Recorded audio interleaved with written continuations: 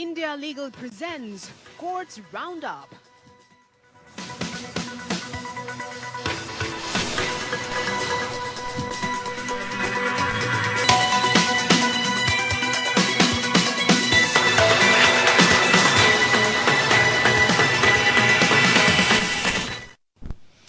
नमस्कार, आप देख रहे हैं हमारी खास पेशकश कोर्ट्स राउंडअप। मैं हूं आपके साथ नेहा दुबे। इस बुलेटिन में अगले आधे घंटे हम आपको कोर्ट से जुड़ी तमाम छोटी बड़ी खबरों से करवाएंगे रूबरू। कोर्ट की कार्रवाई और सुप्रीम कोर्ट से लेकर हाई कोर्ट्स और लो कोर्ट्स तक के फैसलों को रखेंगे आपके सामने। लेकिन आगे बढ़ने से पहले एक नजर हेडलाइंस पर। यौन उत्पीड़न दोषी तमिलनाडु के पूर्व डीजीपी राजेश दास को जेल की सजा। दास पर ड्यूटी के दौरान महिला अधीक्षक का यौन शोषण का दोष। शिकायत दर्ज कराने के उसे रोकने की कोशिश वाले अधिकारी पर जुर्माना। यात्रियों के सामान की चोरी के लिए रेलवे जिम्मेदार नहीं, सुप्रीम कोर्ट ने उपभोक्ता फोरम का फैसला किया रद्द। उपभोक्ता कोर्ट ने चोरी हुई नकदी की वापसी का दिया था आदेश।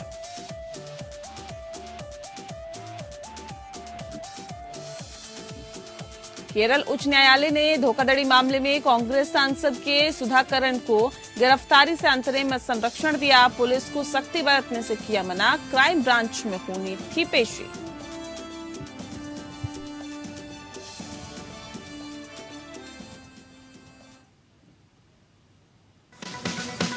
India Legal presents Courts Roundup.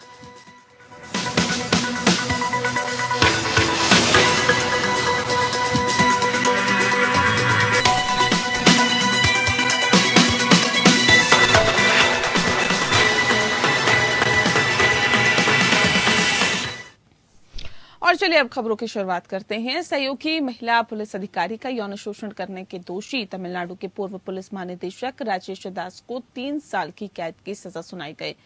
Villupuram की एक अदालत ने निलंबित आईपीएस अधिकारी को महिला अधिकारी का यौन उत्पीड़न करने का दोषी ठहराया और 3 साल के सश्रम कारावास की सजा सुनाई। पीड़िता को शिकायत करने के रोकने के साथ ही जुर्म में तत्कालीन एसपी डी कन्नन पर 500 रुपए का जुर्माना भी लगाया गया। रिपोर्ट देखें।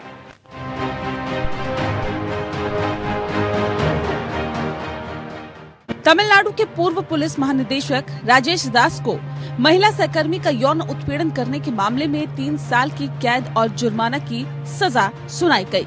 ये फैसला विल्लुपुरम की एक अदालत ने सुनाया है। तमिलनाडु के विल्लुपुरम में मुख्य न्यायिक मजिस्ट्रेट कोर्ट ने डीजीपी रैंक के अधिकारी राजेश दास को यौन उत्पीड़न का दोषी ठहराया। राज्य में स्पेशल डीजीपी रहे दास ने 2021 में ड्यूटी के दौरान महिला पुलिस अधीक्षक का यौन उत्पीड़न किया था।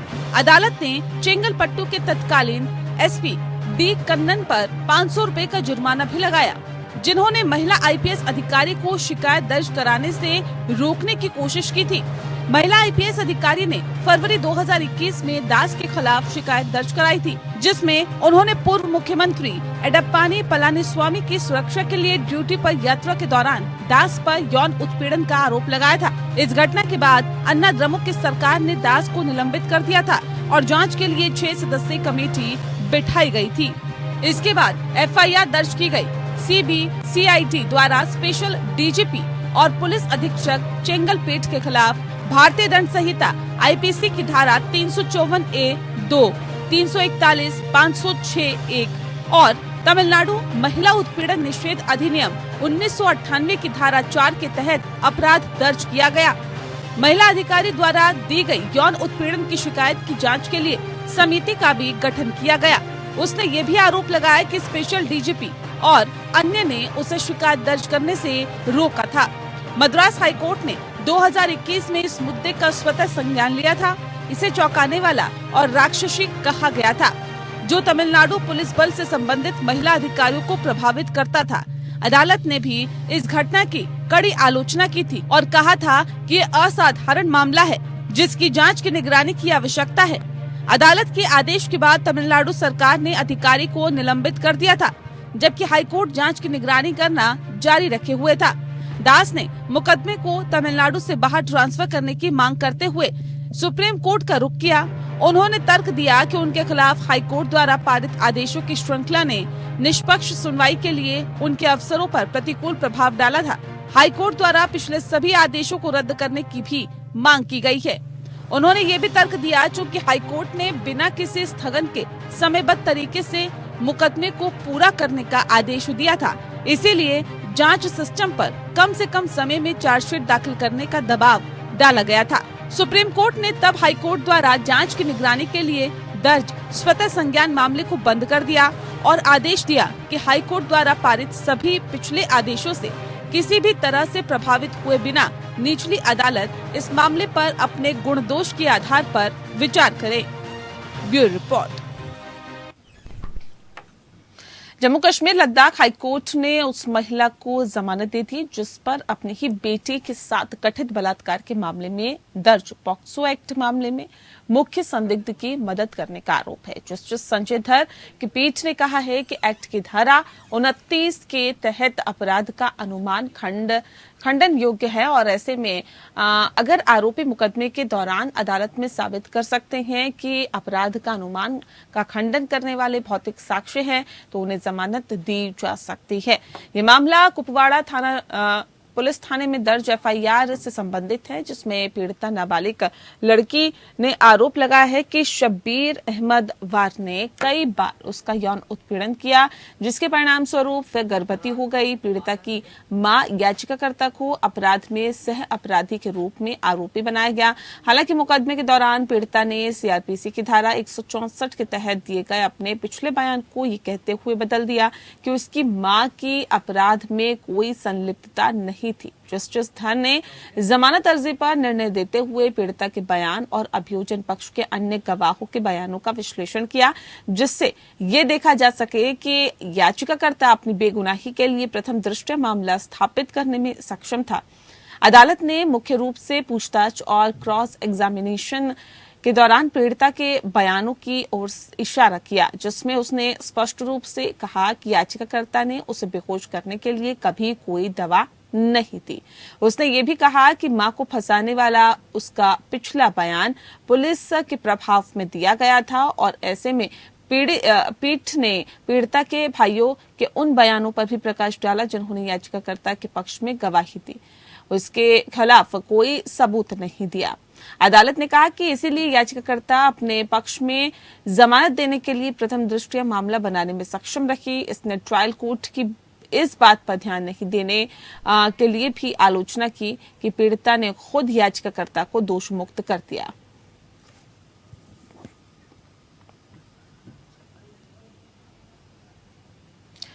अगली खबर का रुख करते हैं। केरल हाईकोर्ट ने प्रथम दृष्टया ये माना कि पुलिस अधिकारी ने अरनेश कुमार बनाम बिहार राज्य और अन्य केस में सुप्रीम कोर्ट द्वारा निर्धारित दिशा निर्देशों का उल्लंघन करते हुए व्यक्ति को गिरफ्तार कर अदालत की अवमानना की है। जस्टिस ए मोहम्मद मुश्ताक और जस्टिस सोफी थॉमस की खंडपीठ ने प्रतिवादी पुलिस अधिकारी को नियुक्ति की अगली तारीख पर उसके सामने पेश होने का निर्देश दिया। 2 जुलाई 2014 को सुप्रीम कोर्ट की ओर से अरनेश कुमार बनाम बिहार सरकार के मामले फैसला दिया गया और इसमें कोर्ट ने कहा था कि वैसा क्राइम जिसमें 7 साल से कम की सजा है उसमें तत्काल गिरफ्तारी पुलिस नहीं करेगी। मामले में याचिकाकर्ता पर अन्य के साथ आपराधिक विश्वासघात करने का आरोप लगाया गया। ये बताया गया कि जब पहले आरोपी व्यक्ति को गिरफ्तार कर मजिस्ट्रेट के सामने पेश किया गया तो उसे जमानत दे दी गई और उसके पास से वाहन भी बरामद कर लिया गया। याचिकाकर्ता ने कहा कि क्योंकि पूरा लेन देन सिविल प्रकृति का था, इसीलिए उसे गिरफ्तार करने की कोई आवश्यकता नहीं थी। हालांकि उसने कहा कि जब उसके द्वारा दायर अग्रिम जमानत याचिका अदालत के समक्ष लंबित थी, प्रतिवादी ने 3 अन्य पुलिस अधिकारियों के साथ उसे गिरफ्तार कर लिया। याचिकाकर्ता ने कहा कि प्रतिवादी ने याचिकाकर्ता द्वारा उसे अग्रिम जमानत अर्जी के बारे में सूचित करने के बावजूद गिरफ्तारी की। साथ ही याचिका में कहा गया है कि अरनेश कुमार के मामले में माननीय सुप्रीम कोर्ट द्वारा जारी इस संबंध में किसी भी विचलन को गंभीरता से देखा जाएगा, क्योंकि इसका भारत के संविधान के अनुच्छेद 21 के तहत निहित व्यक्ति की व्यक्तिगत स्वतंत्रता पर सीधा प्रभाव पड़ता है। अदालत ने मामले को 26 जून 2023 को आगे के विचार के लिए पोस्ट किया है।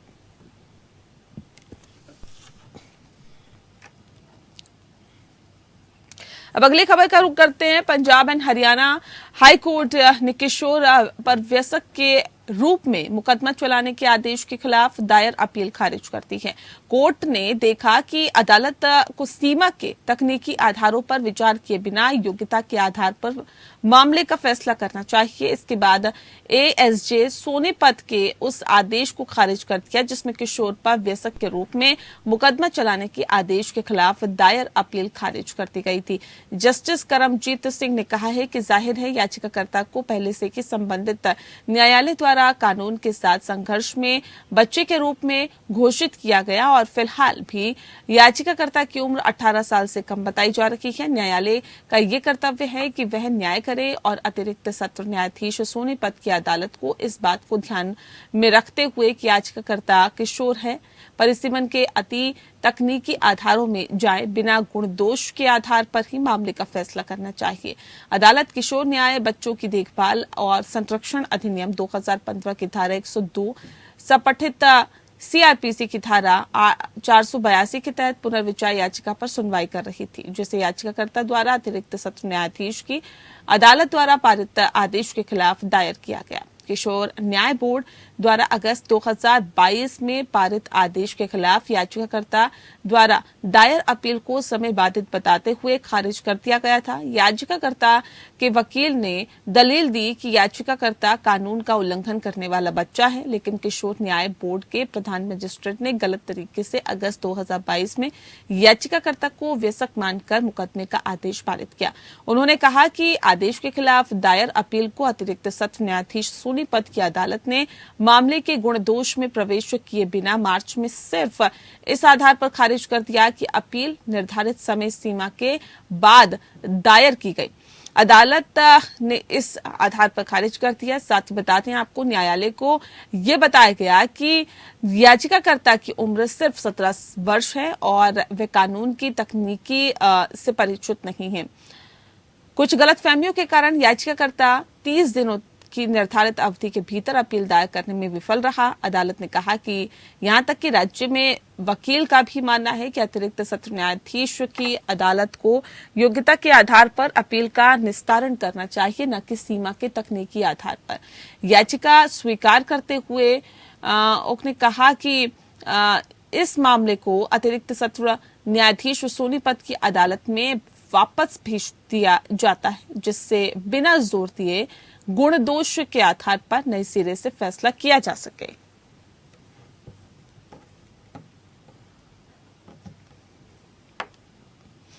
सुप्रीम कोर्ट ने माना कि यात्री के निजी सामान की चोरी रेलवे द्वारा सेवा की कमी नहीं है। जस्टिस विक्रमनाथ और जस्टिस एहसानुद्दीन अमानुल्लाह की खंडपीठ ने उपभोक्ता फोरम द्वारा पारित आदेश रद्द कर दिया। बता दें आपको कि जिसमें रेलवे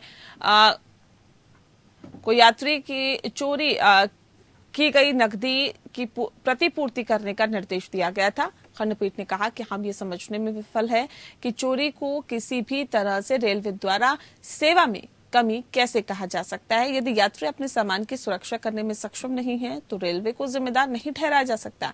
सुरेंद्र भोला भारतीय रेलवे ट्रेन से यात्रा कर रहे थे और कमर में बंधी बेल्ट में 1 लाख रुपए नकद लेकर जा रहे थे। ट्रेन यात्रा के दौरान यात्री से नकदी चोरी हो गई और यात्री ने जिला उपभोक्ता फोरम के समक्ष रेलवे के चोरी की गई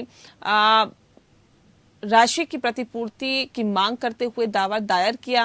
ये तर्क दिया गया कि पैसे की चोरी रेलवे द्वारा प्रदान की जाने वाली सेवा में कमी के कारण हुई थी। जिला उपभोक्ता फोरम ने दावे की अनुमति दी है कि और साथ ही साथ रेलवे को यात्री को 1 लाख रुपए की प्रतिपूर्ति करने का निर्देश दिया।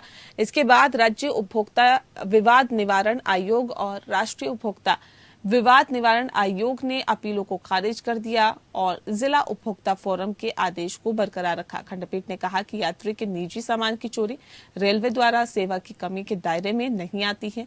खंडपीठ ने कहा कि हम ये समझने में विफल है कि चोरी को किसी भी तरह से रेलवे द्वारा सेवा में कमी कैसे कहा जा सकता है।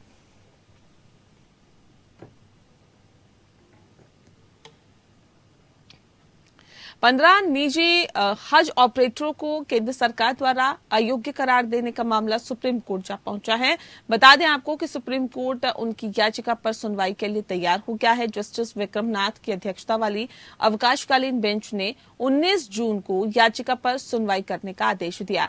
निजी हज ऑपरेटर्स ने सुप्रीम कोर्ट की अवकाशकालीन बेंच के समक्ष मामले की जल्द सुनवाई की मांग की है। निजी हज ऑपरेटर्स ने दिल्ली हाई कोर्ट के फैसले को चुनौती दी। निजी हज ऑपरेटर्स ने कहा कि केंद्र सरकार द्वारा अयोग्य करार देने की वजह से अब वह हज करने वालों को हज पर भेजने में सक्षम नहीं है। उनका कहना है कि कई हाजियों ने उनके जरिए हज करने जाने के लिए बुकिंग किया था, लेकिन अब केंद्र सरकार द्वारा उन्हें अयोग्य घोषित किए जाने की वजह से वे इस साल हज यात्रा पर नहीं जा पाएंगे। निजी हज ऑपरेटर्स ने कहा है कि केंद्र सरकार द्वारा अयोग्य होने की वजह से अब वह हज करने वालों को हज पर भेजने में सक्षम नहीं है।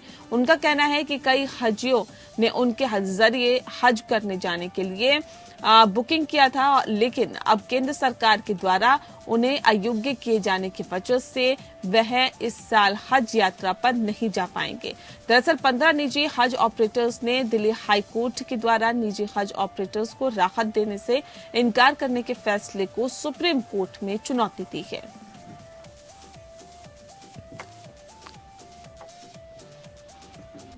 यूनिटेक के प्रमोटर संजय चंद्रा की पत्नी प्रीति चंद्रा की जमानत मामले में सुप्रीम कोर्ट ने ईडी की याचिका पर सुनवाई करते हुए नोटिस जारी किया है। कोर्ट ने मामले की अगली सुनवाई 4 हफ्ते के बाद तय कर दी है। जस्टिस हेमा कोहली की बेंच ने दिल्ली हाईकोर्ट के द्वारा प्रीति चंद्रा को दी गई जमानत पर ईडी के आग्रह के बाद 16 जून तक रोक लगा दी थी। बता दें आपको कि जिसे अगले आदेश तक बढ़ा दिया गया। हाईकोर्ट ने ईडी की तरफ से यह आग्रह किया था कि प्रीति चंद्रा को मिली जमानत को हम सुप्रीम कोर्ट में चुनौती दे रहे हैं और ऐसे में इस आदेश पर अंतरिम रोक लगाई जाए, जिसको लेकर हाईकोर्ट ने स्वीकार कर लिया था। हालांकि कोर्ट ने प्रीति चंद्रा के आग्रह पर उन्हें स्वास्थ्य के आधार पर अंतरिम जमानत दाखिल करने की इजाजत दे दी। दरअसल ईडी ने यूनिटेक प्रमोटर संजय चंद्रा की पत्नी प्रीति चंद्रा की जमानत देने के हाईकोर्ट के फैसले को सुप्रीम कोर्ट में चुनौती दी। ईडी ने पिछले साल यूनिटेक ग्रुप के संस्थापक रमेश चंद्र, प्रीति चंद्रा और कानोस्टी ग्रुप के राजेश मलिक को हाउसिंग प्रोजेक्ट के लिए घर खरीदारों से फंड इकट्ठा करने के आरोप में गिरफ्तार किया था। हालांकि ईडी के मुताबिक जिस मकसद से लिए रकम इकट्ठी की गई थी उसका इस्तेमाल नहीं किया गया।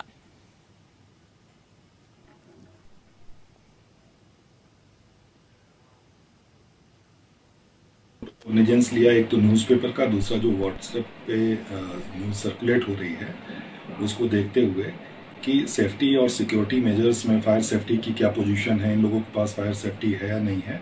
दूसरा, इनके जो बिल्डिंग नॉर्म्स हैं उसमें जो फायर के लिए एग्जिट पॉइंट्स होते हैं वो प्रॉपरली दिया गया है या नहीं दिया गया है। तो इसको लेते हुए आज कोर्ट ने स्वतः संज्ञान लिया और हमें डायरेक्शन दिया है कि हम इस पर अपना एक फायर डिपार्टमेंट की तरफ से। और आइए अब कॉम्पिटिशन एक्ट पर जानकारी देते हैं। इंडिया लीगल के वेब रिपोर्टर आपको पूरी जानकारी इस एक्ट पर देंगे, सुनिए।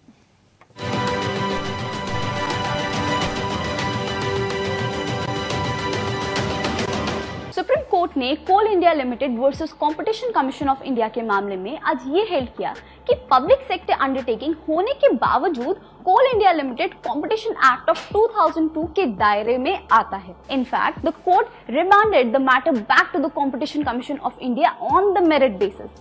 लेकिन ये कंपटीशन एक्ट है क्या? वाजपेयी गवर्नमेंट ने कंपटीशन कमीशन कंसेप्ट को इंट्रोड्यूस किया through the Competition Act of 2002. It forbids anti-competitive agreements and corporate abuse of dominant position and combinations that have or are likely to have materially negative impact on the competition in India.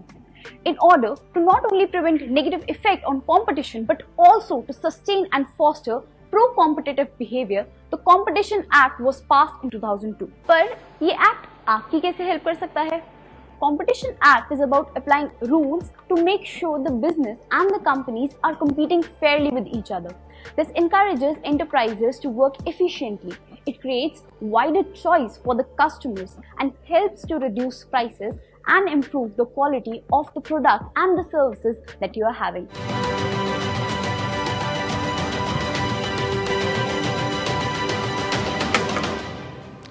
और चलिए इसी के साथ फिलहाल इस bulletin में इतना ही। नमस्कार। India Legal presents Courts Roundup.